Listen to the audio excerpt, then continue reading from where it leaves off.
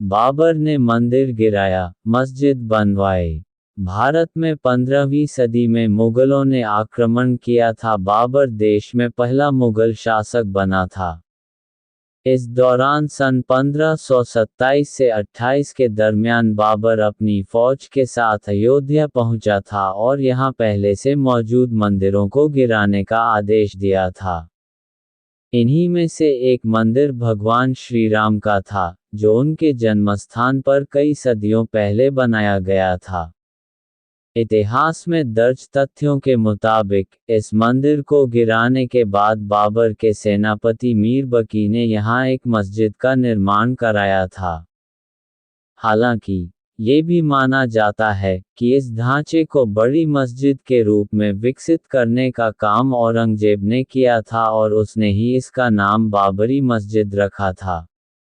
हालांकि, औरंगजेब से पहले अकबर के शासनकाल में इसी जगह पर एक चबूतरे में बेहद छोटा सा मंदिर बनाकर हिंदुओं को पूजा करने की इजाज़त दी गई थी, जिसे बाद में औरंगजेब के शासन में नष्ट कर दिया। 19वीं सदी में पहली बार विवाद और पहला कोर्ट केस।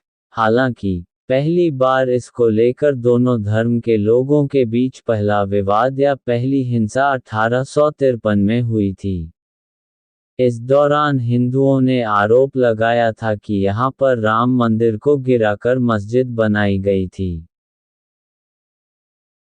इसके बाद 1857 से 58 में भी इस मस्जिद को लेकर विवाद हुआ था और फिर 1859 में अंग्रेजी हुकूमत ने मंदिर में बाड़ लगा दी थी, जिसके बाद बाहरी हिस्से में हिंदुओं को और अंदर के हिस्से में मुसलमानों को प्रार्थना की इजाज़त दी गई। इस विवाद पर पहली बार 1885 में अदालत का रुख किया गया। महंत रघुबीर दास ने फैज़ाबाद की एक अदालत में मुकदमा दर्ज करवाकर यहाँ पर मस्जिद की जगह मंदिर निर्माण की मांग की, लेकिन असली लड़ाई आज़ादी के बाद शुरू हुई। 1949 से पड़ी आंदोलन की नींव। 1947 में सरकार ने इस मस्जिद में ताला जड़ दिया था और साथ ही मुस्लिमों को इससे दूर रहने का आदेश दिया था, लेकिन हिंदुओं को इसमें प्रवेश मिलता रहा। 1949 में जाकर ये आज़ाद भारत में पहली बार ये विवाद कोर्ट में पहुंचा। 1949 में मस्जिद के भीतर भगवान राम की मूर्ति मिली थी।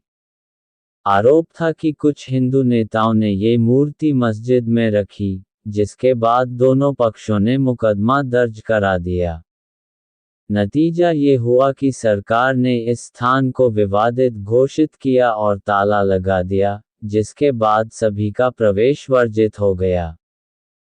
हालांकि इसके बाद भी इसको लेकर छिटपुट आंदोलन चलते रहे, लेकिन 1980 में बीजेपी के गठन के साथ ही ये राजनीतिक मुद्दा भी बन गया। इस बीच 1986 में फैज़ाबाद की जिला मजिस्ट्रेट ने हिंदुओं के पक्ष में फैसला दिया, लेकिन मुस्लिम पक्ष ने इसका विरोध किया और बाबरी मस्जिद एक्शन कमेटी का गठन किया।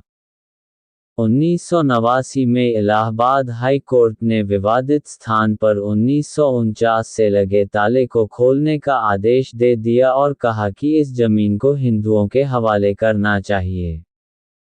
इसके साथ ही विश्व हिंदू परिषद ने इस जगह के पास ही राम मंदिर की नींव भी रख दी। हालांकि फिर भी विवाद कम नहीं हुआ और 1990 में हजारों राम भक्त कार सेवा के लिए अयोध्या पहुंचे। उत्तर प्रदेश के तत्कालीन मुख्यमंत्री मुलायम सिंह यादव ने विवादित स्थल पर किसी के भी प्रवेश पर रोक लगाई थी, लेकिन कार सेवक 30 अक्टूबर को विवादित स्थल पर घुस गए और मस्जिद के गुंबद पर भगवा झंडा लगा दिया। इस घटना के 2 दिन बाद ही मुलायम सिंह ने कार सेवकों पर गोली चलाने का आदेश दिया, जिसमें कई लोगों की जान चली गई। हालांकि इसके कारण उन्हें अपने पद से इस्तीफा भी देना पड़ा। 6 दिसंबर 1992 का वो दिन इस पूरे विवाद में सबसे बड़ा दिन साबित हुआ। 6 दिसंबर 1992 बीजेपी, विश्व हिंदू परिषद और आरएसएस के नेताओं ने अयोध्या में विशाल रैली का आयोजन किया था। इसके लिए लाखों कार सेवक भी पहुंचे। 6 दिसंबर को एक तरफ लालकृष्ण आडवाणी, मुरली मनोहर जोशी जैसे नेताओं के भाषण चल रहे थे, तो अचानक सैकड़ों कार सेवक विवादित ढांचे में चढ़ गए और कुछ ही घंटों में इसे पूरी तरह ढहा दिया।